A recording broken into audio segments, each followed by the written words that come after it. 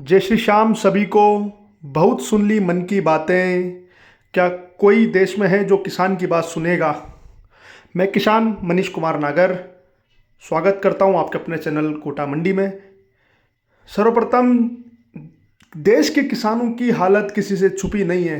हर चीज़ के दाम बढ़ रहे हैं, लेकिन फसलों के दाम दिनों दिन कम होते जा रहे हैं।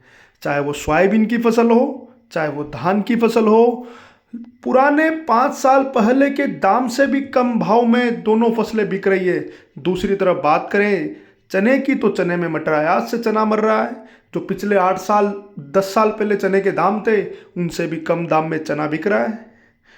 धनिये की बात करें साथियों, तो धनिये में निर्यात की ऐसी नीतियों ने ऐसा धनिये को उलझा रखा है, जो आज के 2013 में जो भाव थे, वो भी भाव धनिये को अभी तक नहीं मिल रहे। हर चीज़ के दाम बढ़ रहे हैं, लेकिन फसलों के दाम दिनों दिन कम हो रहे हैं। लहसुन में देखिए साथियों, इस वर्ष लहसुन में अच्छे दाम थे तो सरकार ने हस्तक्षेप कर कर आयात कर लिया। कुछ लहसुन आयात हुआ, कुछ 2 नंबर से आया, सरकार को पता तक नहीं चला। और विपक्ष भी इतना जोरदार, मात्र 1-2 फसलें थी जो अच्छे दाम पर बिक रही थी, विपक्ष ने उनको मुद्दा महंगाई का बना दिया। क्या करे बेचारा किसान।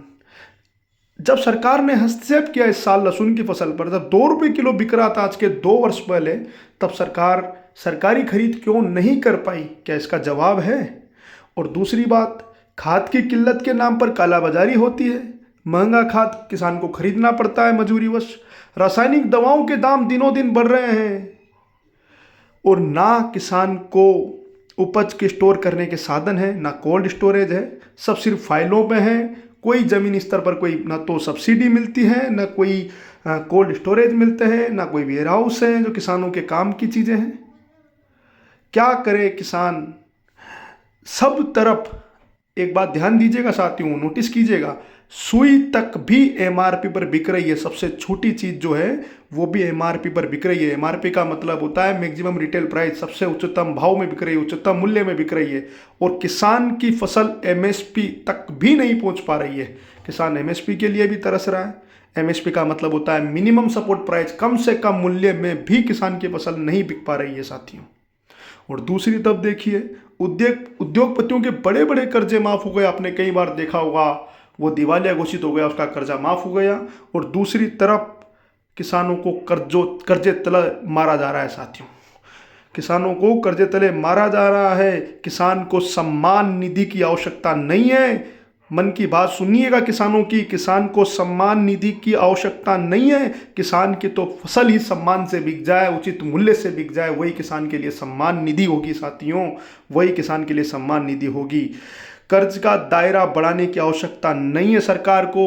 5 लाख का कर्ज उतने ब्याज में कर्ज चाहिए क्यों? अगर आप किसान को कर्ज मुक्त बनाने की आवश्यकता है, किसान को कर्ज का दायरा बढ़ाने की जगह किसान को कर्ज मुक्त बनाने के लिए काम किया जाए, तो किसान इतनी मेहनत कर रहा है साथियों। अगर ये निर्यात आयात की नीतियां बहुत बेहतरीन हो जाए तो किसान कर्ज मुक्त बन जाए, ना कि कर्ज का दायरा बढ़ाकर उसको और कर्ज के लिए मारा जाए। कोई इस बारे में बात नहीं करना चाहता, क्योंकि हम सब, मैं भी साथी उनमें से आता हूँगा।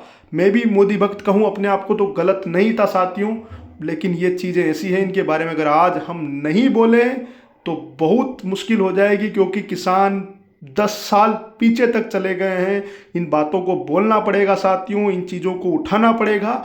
अगर नहीं उठा पाए तो जो 58,000 किसान मुझे फॉलो करते हैं, मैं उनके साथ खिलाफत कर रहा हूं। अगर इस वीडियो को 58,000 किसानों में से मात्र 5800 किसान भी शेयर कर देते हैं, तो मैं सोचूंगा साथियों कि हम जिंदा हैं, वरना मैं अपने आप को मरना समझूंगा।